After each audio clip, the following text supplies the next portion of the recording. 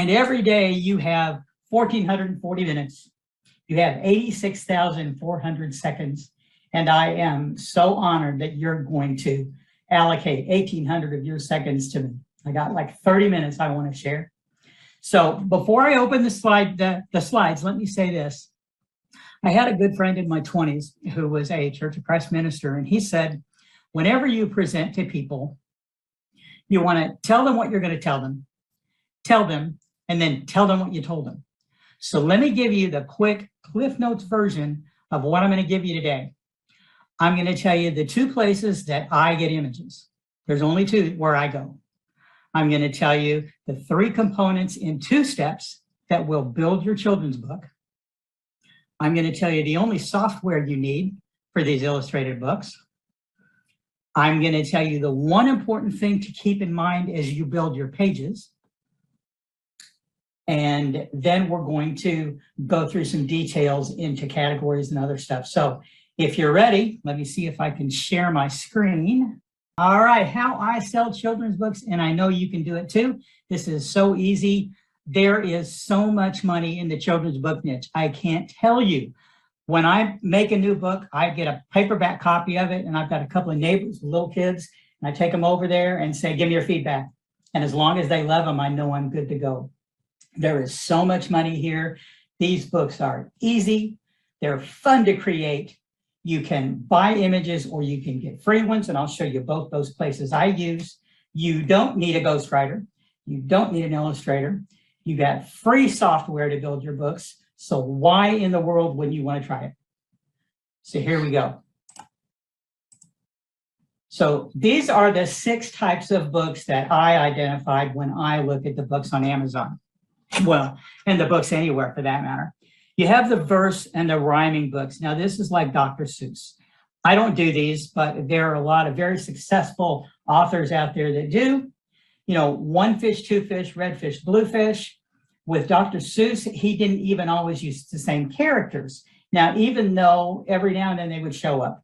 So he had the Who's from Whoville show up in Horton Hears a Who, but most of the time he didn't use the same characters, even though if you saw his characters, you recognize them because they had the same look. The next type of book is the informational book. Now, these are the ones you see in the libraries where the kids want to learn something about whatever the topic is. National Geographic pretty much has a corner on these. If you're going to write a book about, say, Hoover Dam, where it is, what it does, what the whole purpose is, how it was built, when it was built, that's an informational book. Then there are low content books, and I know there are some folks in this group that have done a lot of low content books.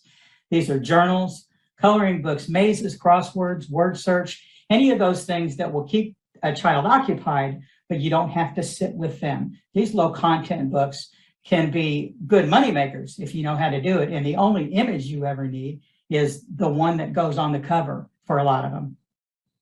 Then we have character-driven books. These are the ones I like. Character-driven books, you have one character that does a whole bunch of stuff. Doesn't matter whether they're going on a trip, whether they're going to school for the first day, whether you got to get them to go to bed. They're all just doing different things. So your character like Mickey Mouse, Dora the Explorer, SpongeBob SquarePants, Peppa the Pig, all those things. It's one character, one main character that does a lot of stuff. Then you have message-driven books. And my best example for these are the books on Amazon you'll find by Michael Gordon. He does a whole lot of issues books like bullying, anger. He does use sometimes the same character in them, so these will cross over. He has one particular boy he uses in a lot of his books, and then in some of them he uses a dragon. But he always has a message. You don't have to have a message. You can just have a fun little book. But a lot of times a message is like that extra bonus for the parents that buy your books. And then you have others. These are ones that just fit into no other category. And the only one I could think about with those with these Ninja Fart books. And if you've been around in the ebook business much, you have seen these or heard about them and heard about the guy that wrote them. But he's got a whole series full of nothing but fart books, and his character, somebody Snot Rocket, is his character's name. So to find your children's books, If you open up Amazon, you know, there's always that black banner up at the top, and inside the banner, it says bestsellers. If you click on the bestsellers and then go down the tree to Kindle Store, Kindle eBooks, you'll find children's eBooks. That's where you need to go to start finding your categories and finding your best-selling books.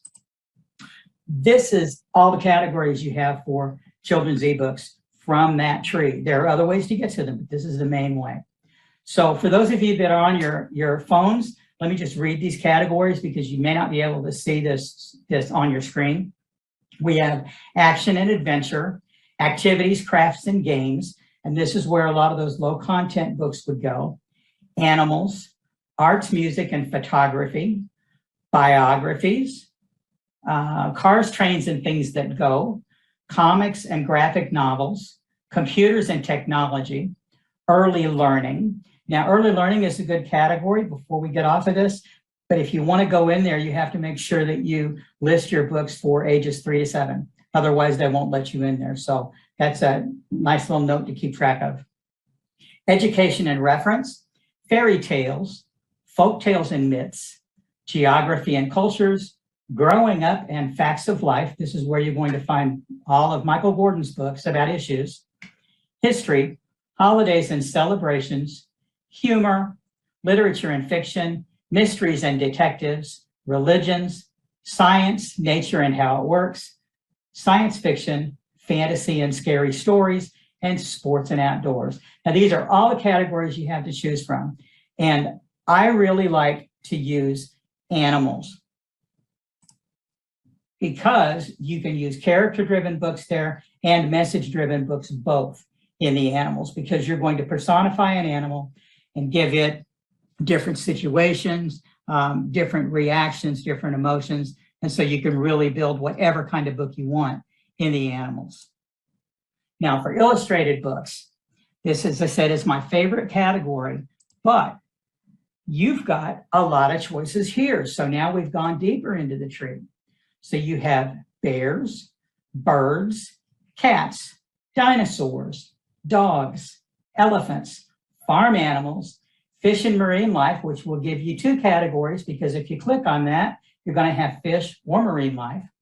Foxes and wolves, same thing. There's 2 categories in there. Horses, and then more animals. And if you click more animals, you get a boatload more. So you've got alligators and crocodiles, apes and monkeys, baby animals, bugs and spiders, ducks and other waterfowl, frogs and toads, lions, tigers, and leopards. And boy, that's hard to say without saying lions, tigers, and bears. Mammals, mice, hamsters, guinea pigs, and squirrels, pets, pigs, rabbits, reptiles and amphibians, turtles, and then zoos. So you have all of these choices. Now, my favorite is within the more animals category, and let me show you why. In the more animals category, a few days ago when I took this snapshot, this was number 2 and number 3. Number 2 and number 3, and that big category that encompassed all those other subcategories. So number 2 was $599 in the Kindle store, and number 3 was $1165. So huge, huge, huge money in this category. Now, the reason that I say this is easy to get into is look at the drawing. It's awful. Have you ever seen an ugly pig? Come on, seriously. That is just a terrible drawing of a pig, but they're making a boatload of money. They've got branded products everywhere. They've got lunch boxes. They have cartoons on TV. They've got mugs. They've got T-shirts. Everybody loves it. I don't know why, but everybody does. So that's why I say this is my favorite. If you go into the more animals category, you can compete. You don't need to be a writer. You don't need to be an artist. You don't need to be an illustrator. You don't need to have any of those skills to create children's books, and you don't need any experience. Let me repeat that, no experience. You start out at ground zero and you can still build a children's illustrated book, I promise. I can show you, you can learn to combine and layer images to build your books. You can write a story with fewer than several hundred words, in some cases, 50, 75 words to build your book. You can develop your character well and have people anxious waiting to buy your next book. Just think about it. If you have Peppa the Pig and people can't wait to buy another book, how much better do you think you can do than that? Not that I'm dissing Peppa the Pig, it's just not one of my favorites, but you can develop a character, and by the time you're done, as people read the books, they're actually going to know where your character's going. They're going to know your character just like you do on some of the TV shows you watch. The first thing you have to do is you got to pick a category you can dominate. So there are a couple of things to look for. It's easy, but you have to be careful, because this is the cats category. When you go into children's ebooks, animals, and you go into cats, which was on that left side that I showed you. What do you see here? You start taking a look at the first 10, and 7 of the top 10 are Pete the Cat. So can you make cat books? Yes. Do you want to make cat books? Maybe. Should you? No. Because Pete the Cat darn near owns this category. So although you could build some books and you might be able to make some money, you might be able to rank, it's going to cost you a lot more to rank in here than it would if you went into something else. Same thing with some of the other categories. So here's a couple that I've noted. Cats, of course, for Pete the Cat. Birds for Sammy Bird. Pigs for Peppa Pig. You might not want to go into the mouse, hamster, guinea pig category because of Mickey Mouse. But he goes wide, so there may or may not be a whole load of them in Amazon, but I'm betting there are. If you have never looked at any of these kids' books, these particular ones, please go into the birds category, spend $2.99 and buy one of Sammy Bird. His are so simple, so easy, and you're going to see just how illustrations work in these children's illustrated books. They're so easy, and Sammy Bird is just my favorite. He's just my favorite. Okay, so the bestseller rules that we normally consider don't necessarily apply in children's books. This makes it easier to own a subcategory, because you're going to find some categories may have a bestseller rank for the number 1 of less than 2,500, which is what we target.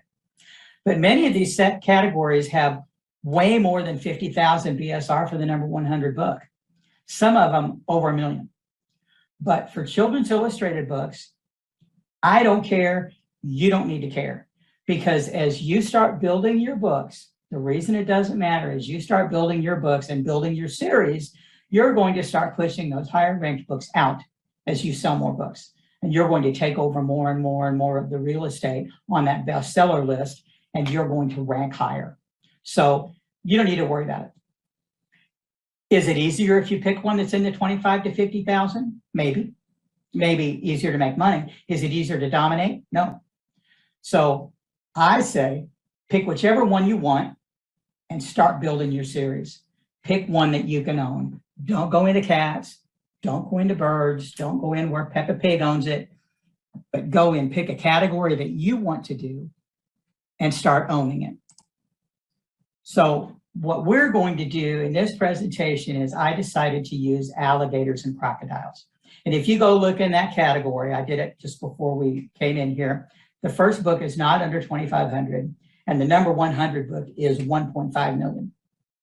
Don't care, because nobody owns the category. So if you start building a whole series of books, you will own it.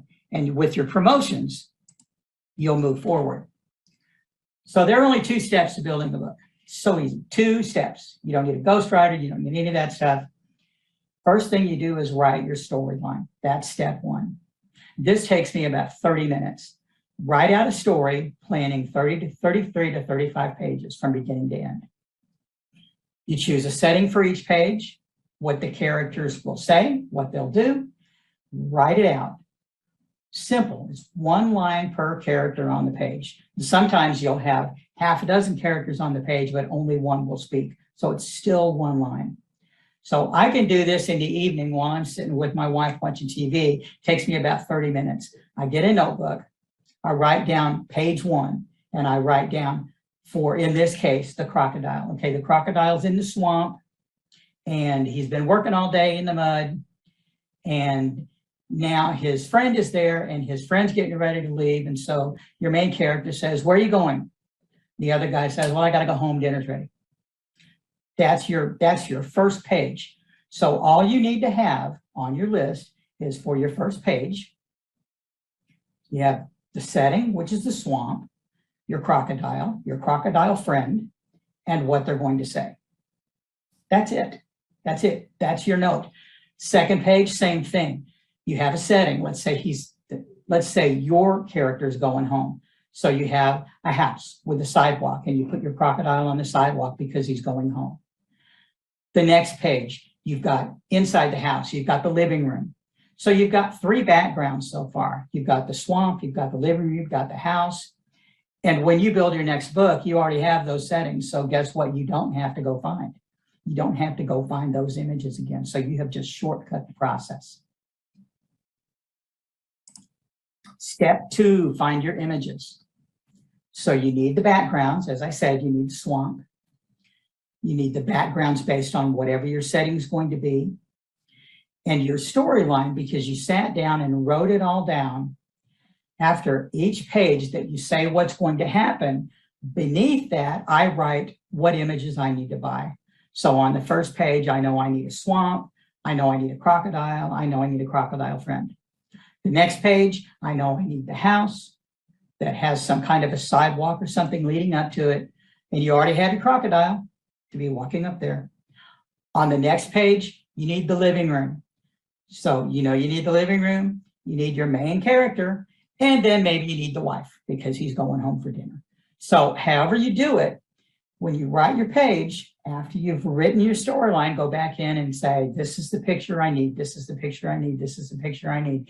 And then by the time you're done, you will have everything you need to build your book, and you don't have to think about it as you go. You've already got it laid out. So to get images, I told you I'd tell you 2 places to get images. So this is the first. It's called Pixabay, and it's pixabay.com. You can get free images there. You don't even have to give attribution. You don't have to give credit to the illustrator. You can, but you don't have to. So when you open Pixabay, you're going to, in the search box, put the item that you're looking for. And I love Pixabay for backgrounds because they're easy to find. Put swamp and then illustrations, and that's going to bring you only the illustrations instead of giving you photos, because you don't want photos in your illustrated kids books. Well, at least I don't. So this is what came up. Now I would probably consider this more a canal, but it came up after I searched for swamp. So I'm going to download it. And when I download it, you see it says free download. Now, if you pick the second to the largest, you can download it and there's no gateway. If you pick the largest image, then they want your email address. I don't want on their email list. Maybe you do, I don't. So I always choose the second to the largest because I know I can size it however I want. Now, when you get ready to find your character, I go to 123rf.com. Now, this is just my choice. You may like other stock photo sites. I like this one because I can find the best of the illustrations. This is an add-on to the original training. I always recommended 123rf.com because they had a great pricing structure, but they recently changed that. And so now I recommend staying on Pixabay to look for free images until you're in a position that you feel like you can afford to purchase images. So I want a crocodile and I want a vector illustration. Again, this site also has photos, which you don't really want. So you want vector illustrations. You click on it and this is what I found. Now I like this crocodile. I think he's cute. So I'm going to use him. But because I know that I want a series of books and I'm going to have this crocodile doing a bunch of stuff, I don't want an image of a crocodile that's just a one-off.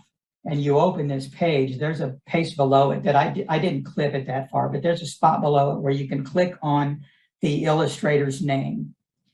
And if you click on that, it brings up just that illustrator's portfolio. And then searching there, put the same word. So in this case, I put crocodile and see how many times he has done this particular crocodile in different images. Now for my illustrated book, I chose a character that I could get over 20 different images. because I want it in a bunch of different poses. I want different facial expressions. I want to be, if I want to make him dance, I want to be able to make him dance. So I want more than just a one-off picture that I can flip and rotate. Always get the smallest image. They're going to cost you about $2 a piece. If you buy a package on 123RF, I think I buy 45 images for $90 or something like that. So it's $2 a piece. Get the smallest one, because remember, the image of your character is only going to be this little bitty part of your page. So you don't need a huge one. You just need a small one. So get the small one for $2. And then this is what you can do. GIMP. GIMP is the free software. GIMP is as robust as Photoshop, but it's free. All you have to do is download it. I'm assuming it's for Mac. I know it's on PC because that's what I use. I'm assuming there's a version of it for Mac. But I took my background and I laid it out. And then I put my main character right here.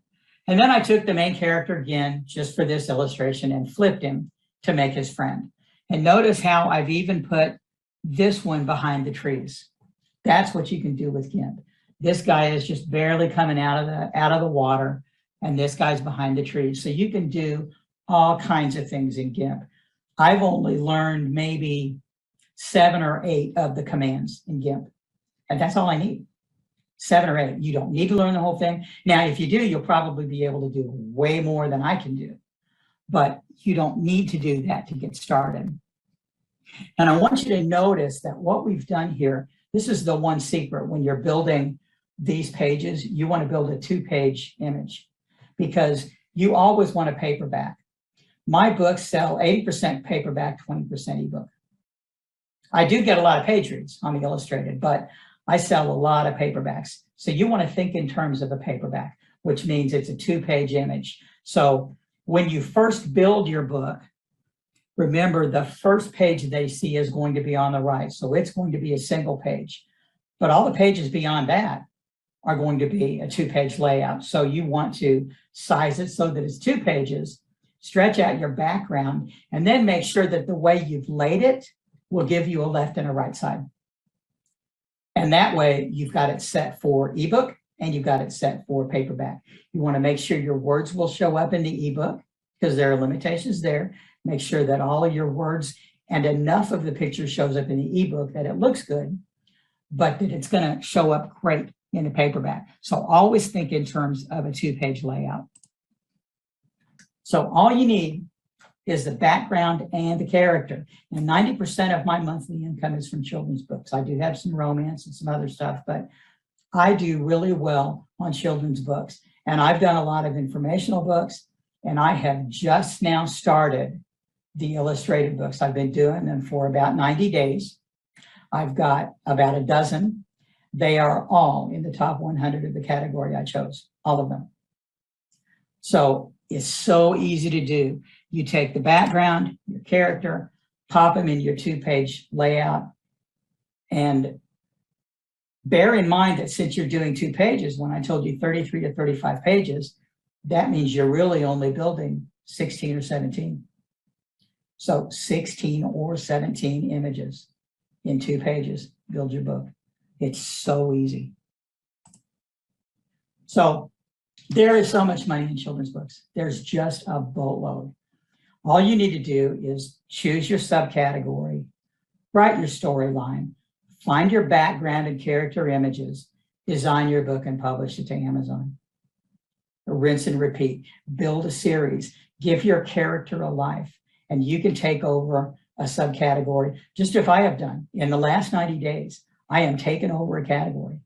Now, when you start choosing your category, and I told you to avoid cats, birds, and pigs and things like that somebody already owns, also take a look and see if there's somebody up and coming. Like with me, I have a dozen books coming up in this category. If you see in the first 50 that there's somebody that's got 6 books coming up, take a look and see when they were written, because if they were written recently, that person is probably trying to do exactly what I'm telling you. They're probably trying to take over the category, and they've already got a jump start on you. So you might want to choose another category to go into. But I promise, if I can do this, you can do this too. You don't need any experience. You don't need any design skills. You can use free images if you want. You can even get started with free images. Now, I probably would get a paid image for the character just because you want to get enough of them so that when your series is going, you don't find out that you've actually run out of options of what you can do with them. But backgrounds, you can get all the backgrounds you need right out of Pixabay for free. And then build them with GIMP. You got it made. So that's my story. I hope this helped you out a lot. So what did I tell you today? I told you 2 places to get images.